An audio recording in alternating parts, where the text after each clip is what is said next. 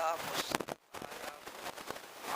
أعجمي وعربي قل هو للذين آمنوا هدى وشفاء والذين لا يؤمنون في آذانهم وقر وهو عليهم عمى أولئك ينادون من مكان بعيد. سابقہ آیتوں میں ذکر تھا اللہ تعالیٰ کے اس کلام پاک کی جو حقیقت ہے، اور مومن کو اللہ کے اس کلام پاک کی کس حقیقت کے اعتبار سے سب سے پہلے درجے میں یقین کامل ہونا.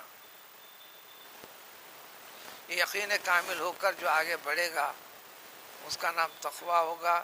قرآن کی ابتدا ہوتی ہے سورہ فاتحہ کے بعد ھدی للمتقین.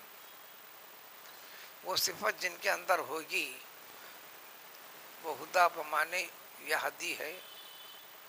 ایسے لوگوں کی یہ اللہ تعالیٰ کا کلام پاک، اس میں مذکورہ احکام اور تذکیر و تعلیم، ترغیب و ترہیب کے ساری چیزیں اس کے دل میں اثر پیدا کریں گی.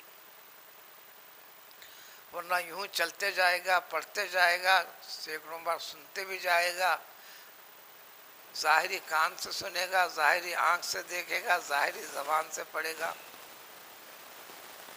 جو باطنی طور پر اللہ تعالیٰ نے باطنی آنکھ رکھے ہیں، باطنی کان رکھے ہیں، باطنی فلاں چیزیں رکھے ہیں، اس کے ذریعے سے جب سننا نہیں چاہیں گا تو اس کے لیے بے اثر ہو جائیں گے.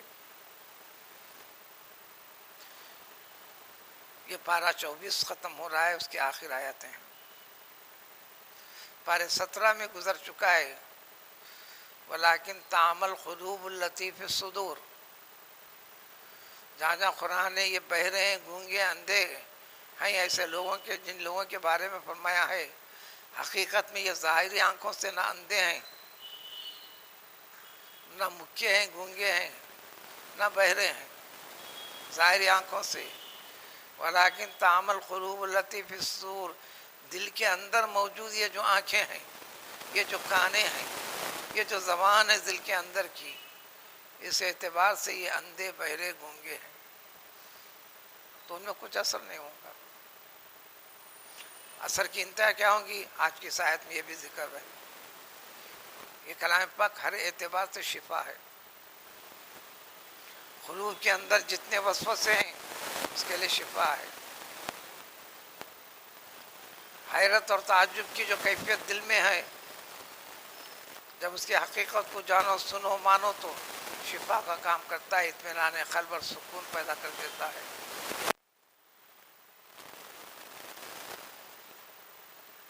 مقصد اول یہی ہے. پھر مقصد ثانی میں جب اس کے لیے تم پڑھتے بھی جاؤ شفا کے عنوان سے، ثواب کے عنوان سے، وہ برابر کام کرے گا.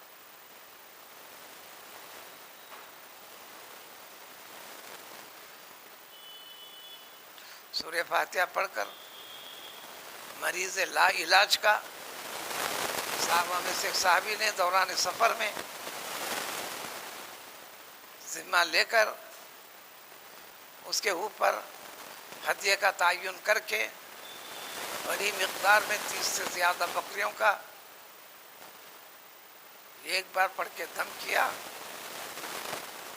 چونکہ ان کی خیرات ظاہری زبان سے نہیں تھی، چونکہ مشرف با اسلام پیغمبر صلی اللہ علیہ وسلم کے ہاتھ پر تھے، خیر و برکت تھی.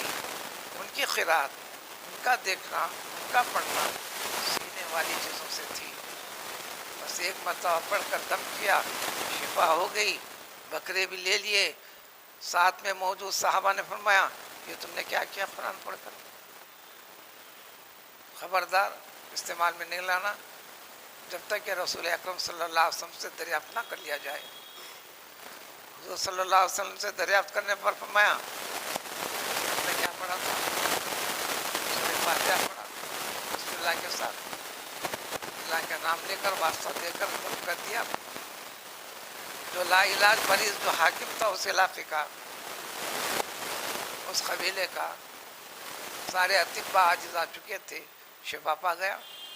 تو حضور صلی اللہ علیہ وسلم فرمایا بالکل تمہارے لیے جائز ہے، درست ہے، لے لو. اور ہمت افزائی کرتے فرمایا جتنے تم ساتھیاں تھے تمام میں تقسیم کر لو، لیکن اس میں سے مجھے بھی ایک شریک کر لو، میرا بھی ایک حصہ مقرر کر دو۔ 20 چیزیں کتے کتے کی بنیاد پر افواہیں پھیلی ہوئی، لوگوں کے ذہنوں میں بڑی خرابی۔ تعجب والی چیز ہے، ثبوت ملتا ہے،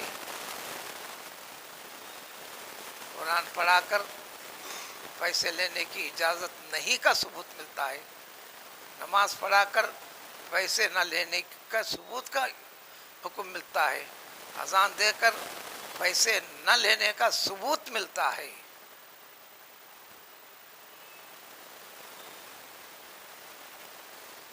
لیکن قرآن کی بنیاد کے اوپر جس عنوان کے لیے پڑھا جائے گا اس کا ثبوت تو جگہ جگہ ہے۔ ابھی آنے سے 1-1.5 گھنٹے تک ایک جگہ تفسیر کی مجلس میں بیٹھ کر آ رہا ہوں، اس میں یہی مسئلے اٹھائے گئے۔ کتے کی بنیاد پہ کیا مسئلے اٹھاتے ہو تم؟ اور کوئی بھی شخص دلائل کو پیش نہیں کرتا۔ اللہ کے بندو حلال حرام کو قرآن نے پیش کر دیا۔ کوئی ایک بھی آج تک جو پیدا ہوا ہے ماں کے پیٹ سے بتاؤ شخص کو دین اسلام میں کتنی چیزوں کو حلال قرار دیا ہے، گنتی کر کے بتا دو، کوئی ایک تو سامنے لا کے پیش کرو۔ اس لیے کہ کائنات کی اتنی چیزیں اللہ نے پیدا کیا، ضروریات اتنے زیادہ پیدا کیا، احوال اتنے زیادہ پیدا، گنتی کر کے بتاؤ یہ جائز یہ جائز یہ جائز جائز، کوئی ایک بندہ بھی نہیں بتا سکتا۔ چاہے عالم ہو کا علامہ ہوتا کیوں نہیں، صرف یہ بتا سکتا ہے حرام کیا ہے ناجائز کیا ہے۔ ساری کائنات کو حلال کیا اللہ تعالیٰ نے، حرام کی فہرست گنوا دی، ناجائز کی فہرست گنوا دی، وہ بہت چھوٹی مختصر ہے۔ لوگوں کے شک و شبہ میں پڑھنے کے بجائے حرام کی فہرست تمہارے پاس موجود ہے، پھر جاننا نہیں چاہتے ہو تو پھر کیسا اسلام سے تعلق اور رابطہ ہے؟ جب کوئی بھی شک والی چیز آ گئی حرام کی فہرست میں دیکھ لیجئے حرام ہے کیا ناجائز ہے کیا، وہ تو فہرست ملے گی آپ کو۔ حرام رشتوں کی تفصیل پیش کر دیا، حرام چیزوں کی تفصیل پیش کر دیا، حرام کھائے جانے گوشتوں کی تفصیل پیش کر دیا، کیے جانے والے اعمال میں جو حرام ہے اس کی تفصیل پیش کر دیا، کاروبار میں دھوکہ نہیں دینے کی تفصیل ہے، غیبت نہ کرنے کی تفصیل ہے، تجسس نہ کرنے کی تفصیل ہے، کیا کبھی جھوٹ سے بچے، کیا تجسس سے بچے، کیا غیبت سے بچے، تجارت میں بدعنوانی کے ساتھ بچے، تجارت کو ترجیح دیے، فرض نماز کی فضیلت 27 درجے کو 27 درجے زیادہ ہے، جانتے ہوئے کہتے ہوئے، کہاں سے کہا؟ یہ زبان سے کہا، دل سے نہیں کہا۔ اس لیے اہل اللہ میں سے ایک اللہ کے بندے نے کہہ دیا من قال بلسان اللہ فهو احمق احمق احمق، جو اس زبان سے اللہ کہتا ہے اس سے بڑا بدبخت بیوقوف کوئی بندہ ہو ہی نہیں سکتا۔ ایک اہل اللہ میں سے ایک اللہ والے کا قول ہے۔ اسی کے بارے میں رابعہ بصری نے کہا انا استغفر اللہ باستغفارکم ایھا الناس، اے بندو تم جو استغفار پڑھتے ہو استغفر اللہ، اثر تو دکھتا نہیں، تمہارے استغفار پڑھنے کے بعد میں اللہ سے استغفار کرتی ہوں، توبہ کرتی ہوں۔ کیا مطلب تھا؟ یہ ظاہر چیز ہونا ہے لیکن قلب پہلی کیفیت ہے۔ تو آج کی اس آیت شریفہ میں جو پارہ ختم ہونے کو جا رہا ہے، مشرکوں نے یہ کہا تھا، سابق آیت میں تھا یہ قرآن ہر جہت سے تلاش کر لو، لا یاتی الباطل من بین یدیہ ولا من خلفہ، ہر سمت سے چانچ لو، تفکر تدبر کر لو، کوئی ایک غلط چیز نہیں ملے گی، ٹکرانے والی چیز نہیں ملے گی۔ ٹکراؤ دکھتا ہے تمہارے عقل کی فہم کی خرابی، پھر پڑھو پھر پڑھو پھر پڑھو۔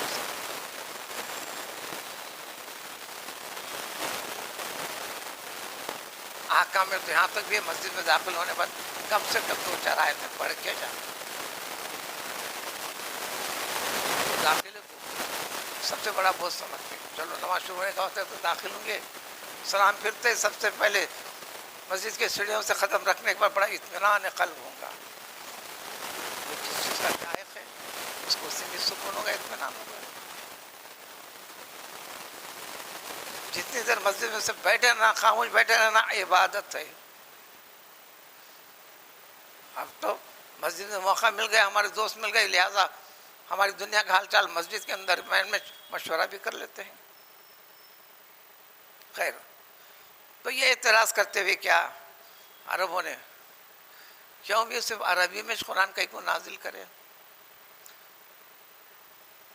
انکار کرنے والے، ٹیڑھے ذہن والے کو کسی بھی چیز کو اعتراض بناتے چلتا ہے. تو اللہ نے فرمایا چلو،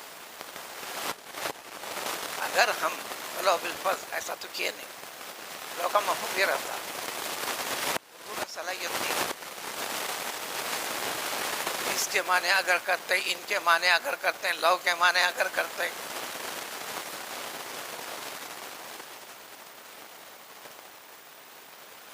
لو الگ چیز ہے،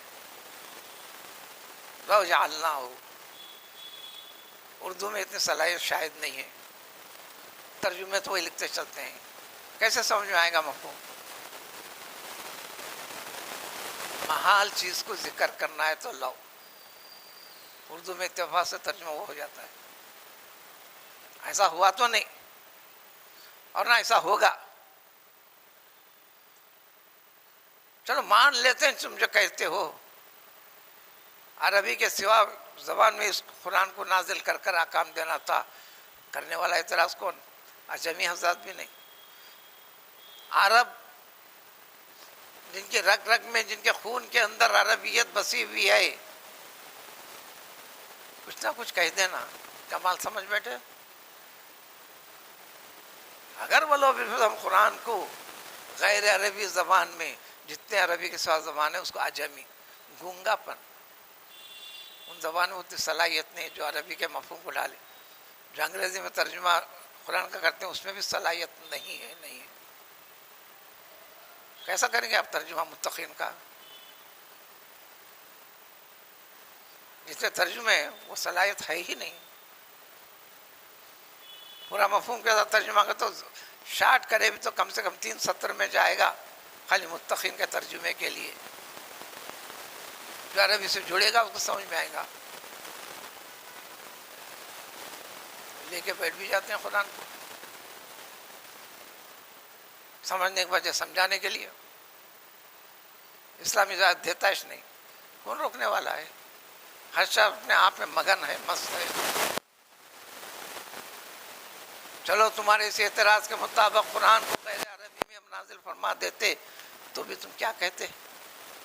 لولا فصلت آیاتہ، قرآن کا مطلب ہم کو پوری طرح سمجھ میں نہیں آ رہا، درمیان میں کسی ترجمان کو رکھنا پڑ رہا، کوئی ٹرانسلیٹر ہونا، اس کا مطلب یہ ہے جی، ترجمہ یہ ہے جی، ترجمہ یہ ہے جی. کہہ تو دیا اعتراض کو، اگر یہ ہوتا تو یہ کہتے. بندے جب رب کے ہو تو رب کا حکم کو سر خم و تسلیم نہیں کرتے. کیا یہ اجمی کو جس کا تم ذکر کر رہے ہو اور یہ عربی،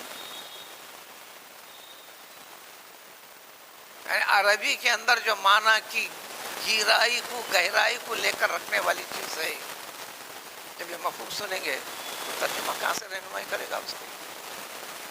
قریب قریب مفہوم لا کے چھوڑے گا. اس لیے ہر آیت کے تحت احادیث طیبہ ہیں، اقوال صحابہ ہیں، اقوال تابع ہیں. خود عربوں کو سمجھنے کے لیے، ورنہ رسول کی کیا ضرورت تھی؟ قرآن بھیج دے، رسول کو فرما دیتے تمہارا کام ہو گیا. فرمایا کہ معلمن، ہم نے آپ کو معلم استاذ بنا کر بھیجا ہے نبی. قرآن کی ہر آیت کے مفہوم کو سمجھاؤ. خود عرب نہیں سمجھے تھے، بہت سارے سمجھانا پڑا. قل یہ کہہ دو ایسے شکوک و شبہات رکھنے والوں کو، ذہن کو صاف کرنے کے لیے، دل کو، سینے کو صاف کرنے کے لیے، یہ قرآن جو یقین کمال درجے سے پختگی کے ساتھ جو ایمان رکھے گا اس کے لیے کام آئے گا، ورنہ دوسرے کے لیے کیا کام ہے؟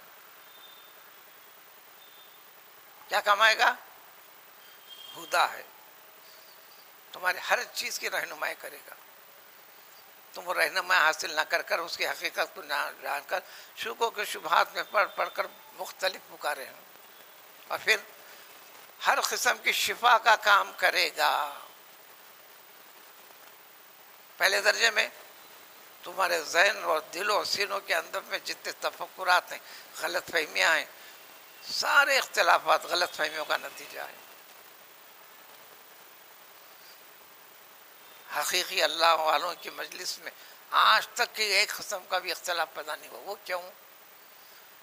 ایسا پھیلا انہیں سے اپنے مسلمان بگڑے اور متفرق ہوئے۔ جو ہم کو جاننا آتا ہے، کہنا آتا ہے، ہم کو معلوم ہے، اس کو نام کچھ بھی دے رہو آپ، وائس صاحب بولو، مقرر صاحب بولو، مبلغ صاحب بولو، مولانا کہو، علامہ کہو۔ مسلمانوں آپسوں میں تفرقے کے سوا کیا کیا اور کیا کر رہے ہیں؟ قریب ہر مسجد میں صبح سے شام تک، بعض تو 5 نمازوں میں 5 مرتبہ چل رہی، کیوں نہیں سودار پیدا ہوتا؟ ساری دنیا کا تذکیہ ہو گیا، سب سے بدتر مسلمان ہیں، ان کے ایجنڈے میں آ گئی بات۔ یہاں تک بھی ان کے ایجنڈے میں آپ دہشت گردی کا کام کر کے بتانا ضروری نہیں ہے، بس آپ مسلمان ہی دہشت گرد ہیں، یہ تک تصفیہ ہے وہ لوگوں کے پاس۔ آگے بڑھ کے معلوم کیجیے آپ، یہ جھوٹ نہیں ہے۔ جبکہ ہر قسم کی بے چینی کو ختم کرنے کا نام اسلام ہے، یعنی اسلام کو اپنی زندگی کا رنگ میں ہم نہیں ڈھالے۔ والذین لا یؤمنون، اب اس حقیقت کے اوپر جو یقین نہیں رکھ کر چلتے، دراصل کان سے سن رہے ہیں لیکن کان کے اندر ایک ڈانٹ ہے جو دل تک پہنچ کر اترتا نہیں ہے، اس اعتبار سے وہ اندھے ہیں۔ وَهُوَ عَلَيْهِمْ عَمًى أُولَٰئِكَ يُنَادَوْنَ، ان کے پاس ایسا ہے، آواز تو آ رہی، ایسا کیسے؟ بہت دور سے کوئی پکار رہا، کیا کہہ رہا کچھ سمجھ میں نہیں آ رہا، یعنی آواز تو پہنچ رہی، حقیقت دل تک نہیں اتر رہی۔ تو ایک فریز تمثیل کے طور اللہ تعالیٰ فرماتے ہیں یہ لوگ ایسے ہیں، ان کو بہت دور سے کچھ چیخ کر کہا جا رہا ہے، کوئی چیز سمجھ کر دل میں اتر نہیں رہی ہے۔ ایسا سابق امت کے پیغمبروں کے ماننے والوں نے بھی پیغمبروں کے دنیا سے رخصت ہونے کے بعد اس قسم کی حرکتیں کی ہیں، اس کی تفصیل اگلی آیت میں آئی۔ سبحان اللہ۔